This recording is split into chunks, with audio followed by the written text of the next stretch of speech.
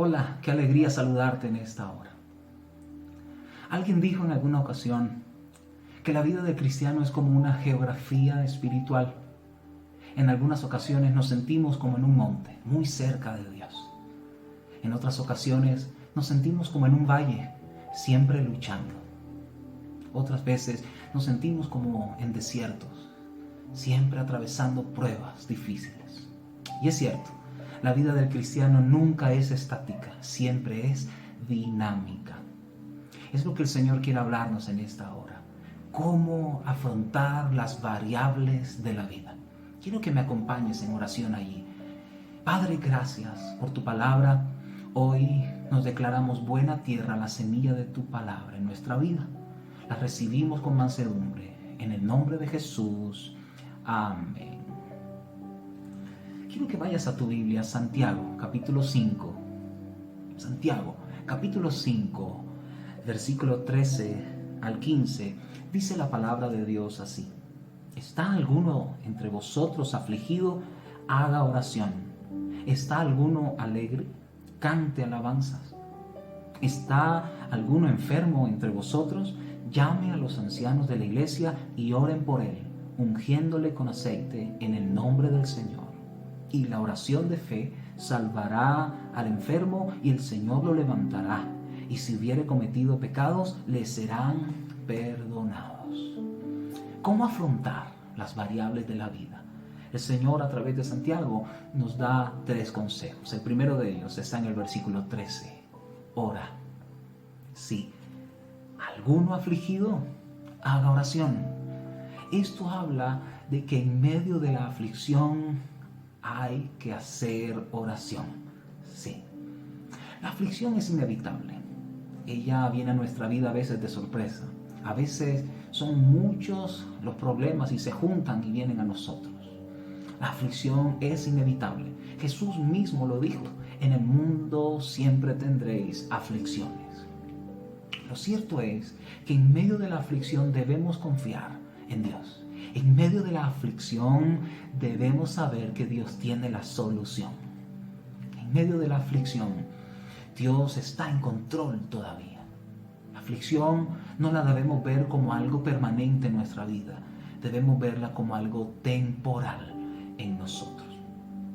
Los estudios revelan que la oración tiene poderes curativos. Sí, una persona que atraviesa por la enfermedad y se refugia en la oración se mejora más rápidamente. Lo cierto es que no es la oración del que clama, sino el poder del que escucha. La oración en sí misma no tiene poder, sino la oración que es elevada a Dios. La oración activa el poder de Dios en medio de nosotros. No es la oración, sino Dios es quien tiene el poder para ayudarnos. Todos pasamos por malos momentos. Lo cierto es cómo lo estás atravesando tú. El llamado es: ora más y preocúpate menos. Esto es más oración en medio de la aflicción. Pero no solo ese es el consejo de Santiago. Además de ora, él también dice: alaba.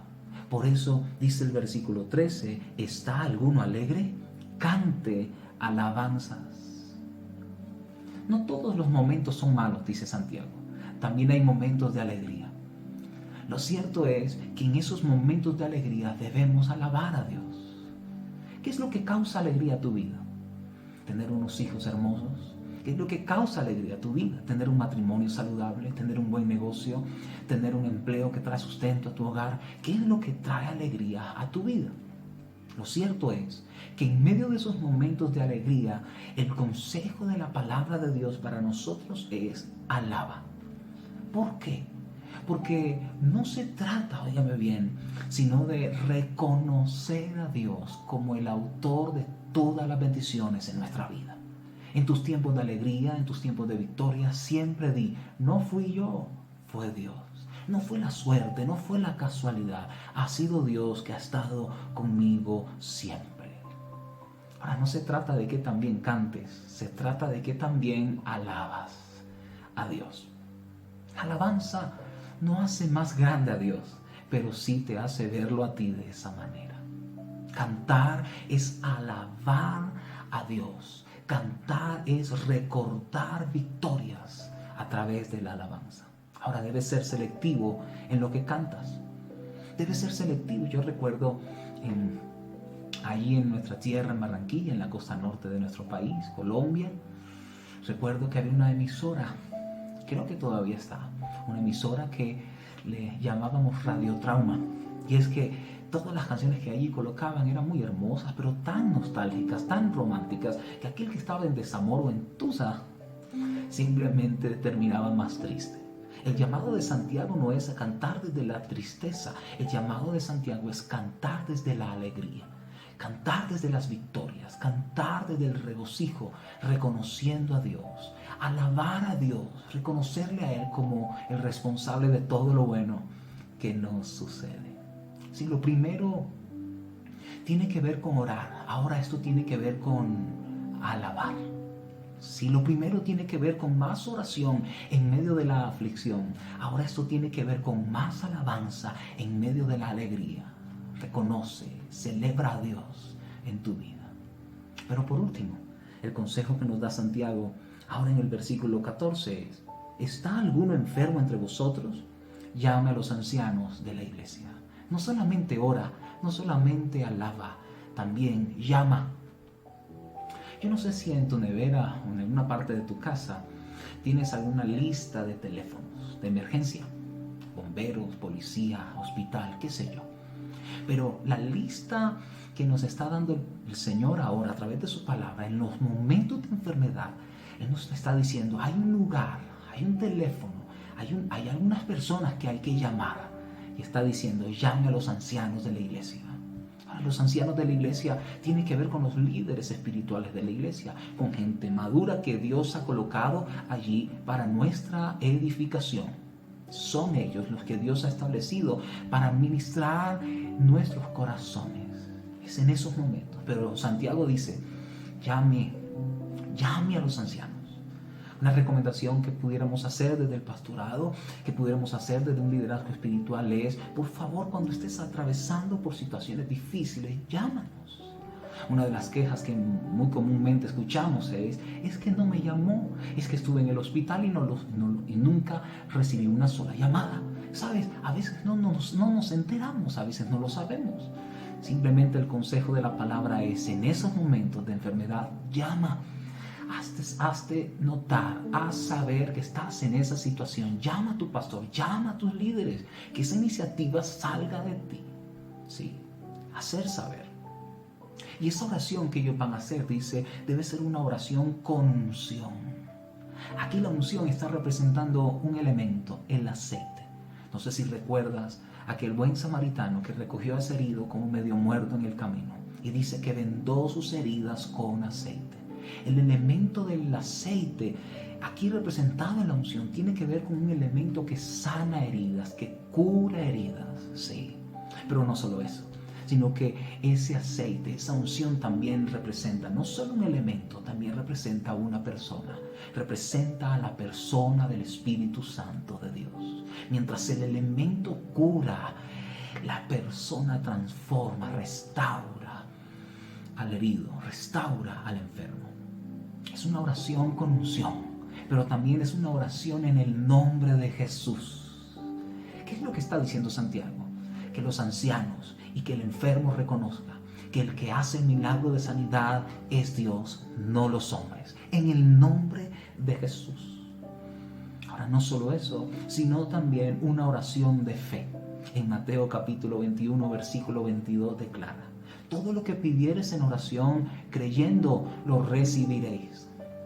Esa oración de fe dice mucho, porque a veces nos escudamos cuando vemos una enfermedad incurable, cuando vemos una persona quizá muy anciana, cuando vemos una persona que al parecer el parte médico no da muchas esperanzas. En esos momentos simplemente nuestra oración es: Señor, que se haga tu voluntad.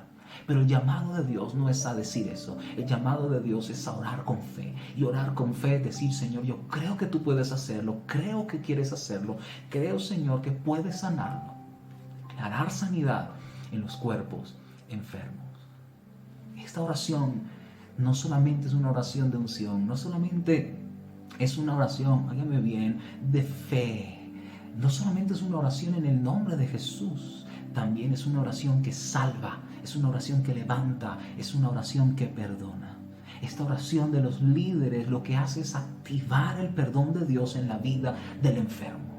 Lo que vemos claramente es que hay una obra integral que Dios quiere hacer en la vida de otros. No solamente sanar sus heridas, sino también transformar el corazón. Una sanidad integral. Mi oración es importante en la aflicción, pero la oración de otros es importante en la enfermedad. Mateo capítulo 7, versículo 8 declara: porque todo aquel que pide recibe, y el que busca halla, y al que llama se le abrirá. ¿A quién estás llamando tú? Si lo primero tiene que ver con más oración en la aflicción, si lo segundo tiene que ver con más alabanza en la alegría, esto tiene que ver con más ayuda en la enfermedad. Es un llamado a la solidaridad, es un llamado a orar los unos por los otros. Jesús mismo hizo esto. Jesús también oró en medio de la aflicción. En Lucas capítulo 22, versículo 44 al 46, dice que en medio de su agonía oró más intensamente a Dios. Jesús también cantó. Allí en Mateo capítulo 26, versículo 30, nos dice que después que hubieron cantado el himno, Jesús también cantó. Pero Jesús, como nuestro modelo perfecto, también buscó ayuda en otras personas. Y ahí en Mateo 26, 38 nos dice cómo habla con sus discípulos y les dice: acompáñenme al huerto, acompáñenme y simplemente ayúdenme a velar, a orar conmigo. En medio de esa geografía espiritual que todos vivimos, recordemos el consejo de la palabra de Dios para nosotros. Ora, alaba y también llama. Quiero que oremos en esta hora. Padre, venimos delante de ti, Señor. Tú conoces lo que está atravesando cada vida. Ruego por ellos para que tú, Señor, te manifiestes y te glorifiques poderosamente en medio de ellos. Trae sustento, trae alimento, trae milagros poderosos a favor de ellos, en el nombre de Jesús. Te pido por los cuerpos cansados y enfermos. Declaro sanidad en el nombre de Jesús sobre sus vidas en esta hora. Y te pido que pongas una alabanza en la boca de ellos, Señor, para poder entonces glorificarte, Señor, y reconocerte. Hoy les bendigo en tu nombre. Amén y amén. ¡Qué bendición! Estos minutos corticos, este tiempo tan corto pero sustancioso, edificante en la palabra de Dios. Quiero decirte, iglesia, estamos esta semana como Iglesia Fraternidad Cristiana de Tabio, estamos en un tiempo de ayuno. Aparta un día, de aquí hasta el domingo, toda esta semana, aparta un día, aparta mediodía, aparta 2 días, como sea guiado por el Espíritu, para ayunar y para clamar. Pero no solo eso, recuerda, este domingo tenemos nuestra cena del Señor y lo haremos desde nuestras casas. Simplemente aparta una porción de pan muy pequeña y también un jugo de uvas y juntos vamos a ministrar la cena del Señor, recordando lo que el Señor hizo por nosotros en la cruz del Calvario. Gracias a Dios damos por este tiempo. Hoy bendigo tu vida, bendigo tu casa. En el nombre del Padre, del Hijo y del Espíritu Santo. Amén. Saludo fraternal para todos. Chao, bendiciones.